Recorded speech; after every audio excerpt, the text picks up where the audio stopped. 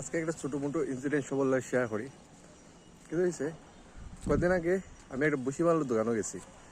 এখানেও গিয়া জিনিস কিনলাম, হঠাৎ একটা বাচ্চা দৌড়িয়ে আইছে। বাচ্চা ধরো 9-10 রইব। তো আইয়া কয়, এই ভুলি গেছি কিতা আনতাম, আবার হে দৌড়িয়া গেছে গিয়া।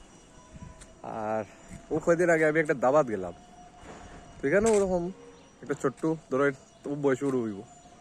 সে দেখলাম অর্ডার নেয় মোটামুটি 10-15-20টা টেবিলের অর্ডার লইছে, 10টার মতো টেবিলের অর্ডার লইয়া গেছে।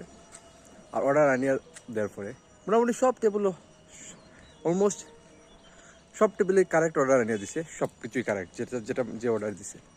তো এটা দেখি আমার মাথাত মানে একটা বাড়ি মারলে, একটা স্কুলও ফোরের বাচ্চা, প্রাইভেট মিডিয়াম স্কুলও অত টাকা খরচ করা হয় তার পিছে। আর হেও 2-3টা জিনিস এই দোকানও লইতে মনে রাখতে পারছে না। কিন্তু যে জায়গাতে একটা দাবাজ কাজ করে, যেখানে তার পড়ালেখাও নাই অত বেশি, হে সব কিছু মনে রাখিতে পারছে এক্স্যাক্টলি। তো এটা কারণ কিটা?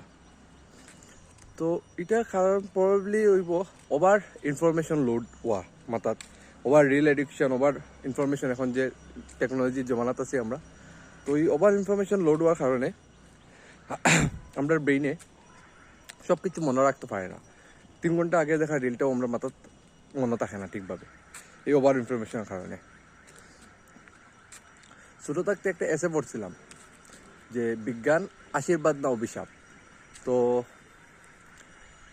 আমি মারে যে মা বিজ্ঞান আশীর্বাদ না অভিশাপ, তো মায়ে উঠেও কইতা বিজ্ঞান তো অভিশাপ।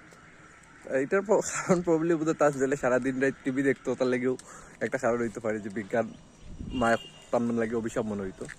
কিন্তু বিজ্ঞান আমার যত দিন গেল আমি আস্তে আস্তে বুঝলাম যে বিজ্ঞান আশীর্বাদ ও নাই, অভিশাপও নাই। এটা তোমার আগুনের মতন, এটা তোমার ইউজের উপরে।